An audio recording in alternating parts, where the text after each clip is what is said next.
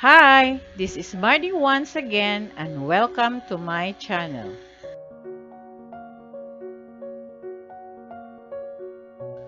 Our topic for today is all about 7 of history's most notorious serial killers. Strictly speaking, a serial killer is someone who murders at least 2 people in separate events that occur at different times, while serial murder is not formalized by any legal code. The crimes of serial killers have often been seized on by the media and the public consciousness, especially in cases where there are many victims or the murders are carried out in gruesome fashion. The following list explores some of the most notorious serial killers the world has ever known. Number 1. Jack the Ripper.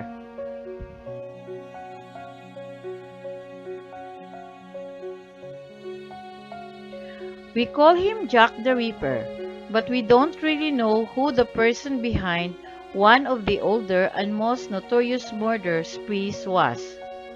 The killer appeared in London's Whitechapel district in 1888 and murdered 5 women, all prostitutes, and mutilated their corpses. Police surmise the killer was a surgeon, butcher, or someone skilled with a scalpel. The killer mocked the community and the police by sending letters outlining the acts. Although many suspects have been named over the years, the killer has never been identified. Number 2. Jeffrey Dahmer.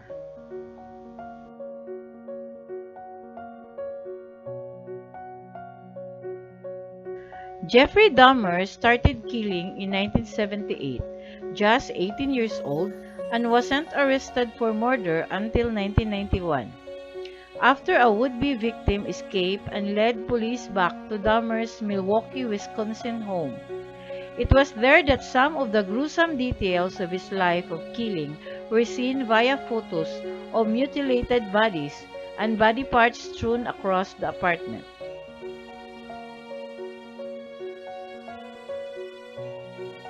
He even had a vat of acid he used to dispose of victims.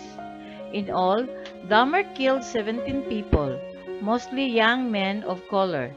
He served time in prison twice, the first time for molestation and the second time for murder, and was killed by a fellow inmate in 1994.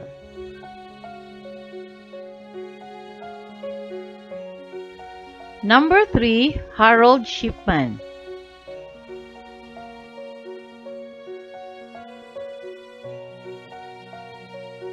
Shipman Harold, also known as Dr. Death, is believed to have killed at least 218 patients, although the total is quite likely closer to 250.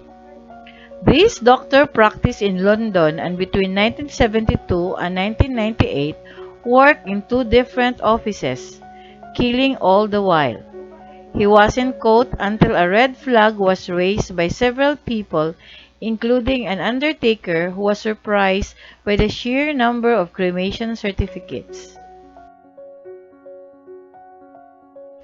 Shipman was a part of, along with the fact that most of the cases were elderly women found to have died in bed not at night but rather during the day.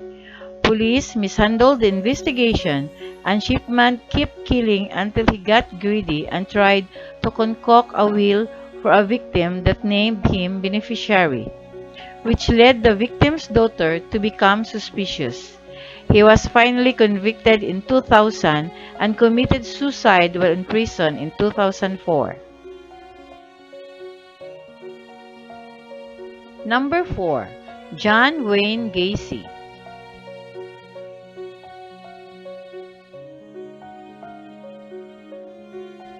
A construction worker known by his suburban neighbors as outgoing, John Wayne Gacy was involved in politics and even acted as clown for birthday parties. He was no clown. Gacy came under suspicion in 1978 when a 15-year-old boy last seen with him went missing. That wasn't the only time families of missing boys has pointed fingers to Gacy, but it was the first time authorities took them seriously.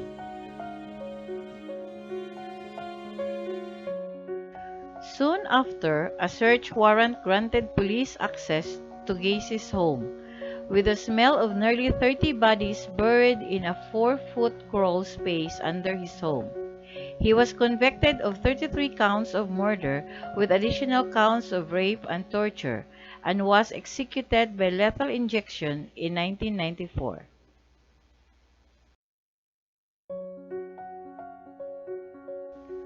Number 5. H. H. Holmes.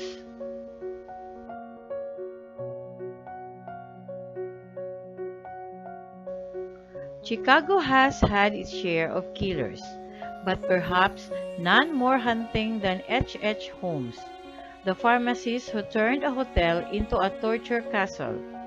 Ahead of the 1893 World's Fair, Holmes moved to Chicago and started outfitting a three-story hotel with all manner of nefarious contraptions, including gas lines, secret passages and trapdoors, hallways to dead ends, chutes to the basement, soundproof padding, and torture devices thrown throughout a maze.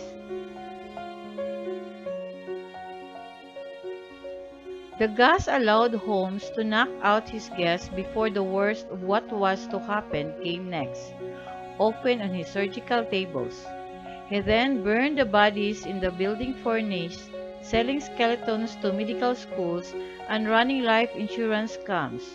In all, he capped to more than 30 murders, found only after a fellow scammer turned him in for falling short on a financial agreement, before he was hung in 1896.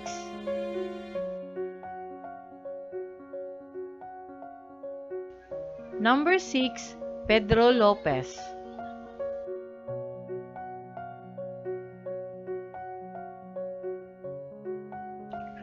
One of the world's most prolific serial killers might still be out there.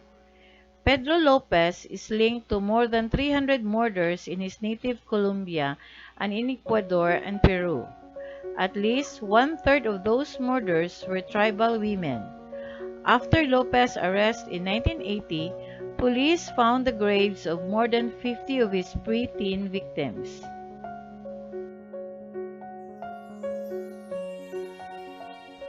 He was later convicted of murdering 110 girls in Ecuador and confessed to 240 more murders in Colombia and Peru.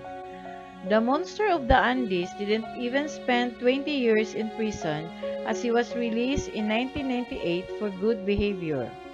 More than 20 years since, his whereabouts remain unknown. Number 7. Ted Bundy.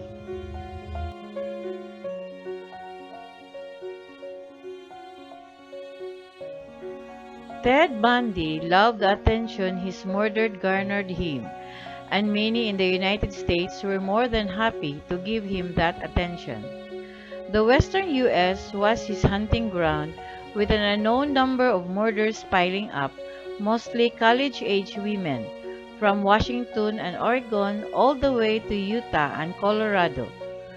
Bundy was once arrested in Colorado and convicted of kidnapping, but he escaped custody, moving to Florida, where he killed multiple times more.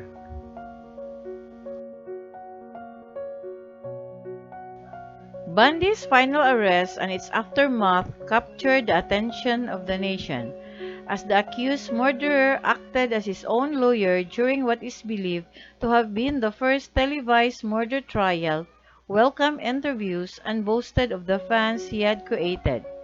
He was eventually executed in an electric chair in 1989.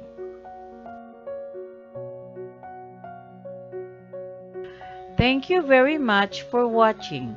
Please don't forget to like, comment, and subscribe.